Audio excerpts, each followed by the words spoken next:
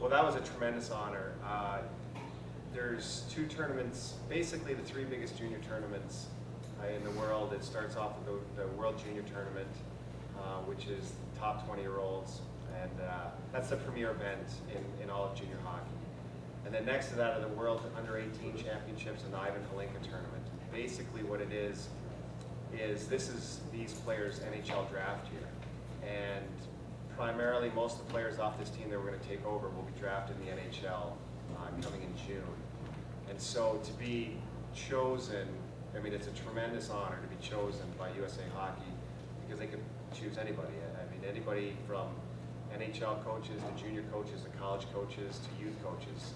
And for them to think highly enough of what we've done and accomplished is pretty exciting. So Seth Appert, who's the head coach at RPI, it's a Division I college out east. He's the head coach, and like I said, I couldn't ask for more to be a part of this. So Brendan's right. I will miss August, but to tell you the truth, I've never been in Green Bay in August before anyway, so it'll be nothing new. So, but it'll be exciting. It's 2 weeks in Europe, and we're really, every country, it's the top 8 countries in the world, and they all send their best possible teams. So we're pretty excited to see where we fit in. John, who comprises that team for the U.S.? Is that primarily kids from the USHL, or where do you get the players? Well, it's actually the top 91 birth dates. So those kids will be actually, a huge flood of those kids will be in the USHL this year. What it is it's funny, in the U.S., we're actually not taking the top team because the top 91 birthdays play in the U.S. program in Ann Arbor, so they were ineligible to come.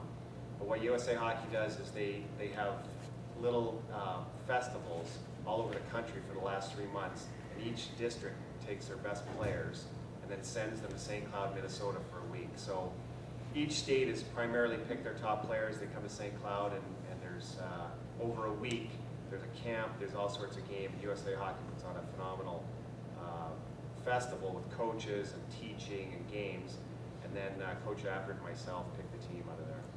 Anybody from the Gamblers? Actually, we do. Sean Little, who, if you remember, his brother Ryan was the captain of the Gamblers. He will be a Gambler this year. He played for Madison Capitals with the AAA team last year. He made our team this year, and he actually did. He made the team to go overseas. It was a tough situation for me because, you know, people think that, oh, well, you're the coach of the team or one of the coaches of the team. But I separated myself out of that, and Sean, the head coach, was really impressed with the way Sean played, and he made the team on his own. John, when do you take off for that? We actually leave. We meet in Washington D.C. on August 4th, and all the staff comes in and the players, and then we will leave August 6th for Slovakia. Get there the 7th, and then we play a couple exhibition games. I think Canada and Slovakia we play an exhibition, and then the tournament starts up. So we're really excited, and you should be able. I think. Not sure if USAHockey.com will have all the games. They'll obviously have all the results, but I'm not sure if the games are going to be webcast or not. This is probably open to either one of you, but what was kind of the motivating factor for you guys in deciding to go with the new logo this year? You know, we've actually talked about this for little more than a year. We had the throwback game in November of our first throwback game was November of '06. We did a little tribute to the old Bobcats, recognized the former Bobcats in Green Bay, and you know, they have a great tradition here. You know, when they played in the USHL, you know, that's when the NHL had 6 to 8 teams. So you know, those players were guys that probably would have been NHL type players. And it was a great thing. Everybody embraced it. And then, so we actually internally talked about, should we change our name back to the Bobcats, or, you know, but throughout this process, and then with John's hire this year, we said, you know, this is the right time to really just give an infusion. I think, you know, it's kid friendly. Kids are going to love it, but it kind of blends everything together. So but the Gamblers name is also a real important part of what we are, and everybody knows that the Green Bay Gamblers are a premier team in the USHL. So it was kind of a way to bring everything together, and the timing was perfect. So is Gus going away? Gus. Actually, Gus, if you're watching this, I apologize for you to see it and hear it this way. But we don't want to get into a battle with Gus and his agent through the media. You know, Gus is a gambler. He's welcome to come to camp and compete, but you know, we don't want to see Gus go to the Chicago Steel or anybody in our division. If you've seen Gus recently, he's not in the best of shape. Yeah, he could use a little work. So we're gonna, again, we don't want to disrespect the legacy of Gus. So we're gonna invite him back and we're gonna work with him. So as of right now, we'll just leave it at that. Hey, John, what's your timeline with the Gamblers? What's going on here with the Gamblers as you prepare for the upcoming season? Basically, we are going to have we're kind of blending a futures camp, which is all what happens in the USHL, all the 1992 birth dates. There's a draft for them in October so you can kind of lock up the rights of the top players in the United States. We're going to have a camp for them August 21st through the 24th, I believe.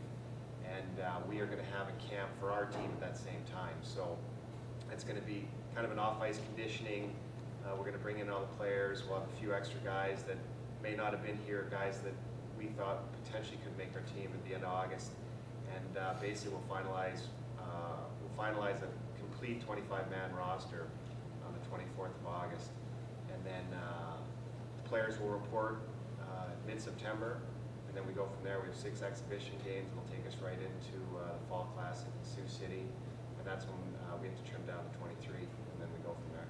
How much contact have you had with guys that you expect to come back that were under the Maz regime and get to know each other? Well, me personally, I've had contact periodically throughout the summer. It's kind of a tough situation because it's a phone call away. Everybody's in different parts of the country. But I had great meetings with the players in June when we had our camp, and I think that the players are excited to come back. I know they win-loss side last year. It was tough for them, and you know, Rome wasn't built in a day, but we're really trying hard to build it in a day. And I think these players have a lot to prove, not only to the league, to the fans of Green Bay, but also themselves, that they are, once again, or we are going to be the premier team in the league. And so I think the guys have a little bit of, you know, fire in the belly right now, so it's pretty exciting. John, what do you think the new logo kind of symbolizes about the kind of hockey you want to put out there this season?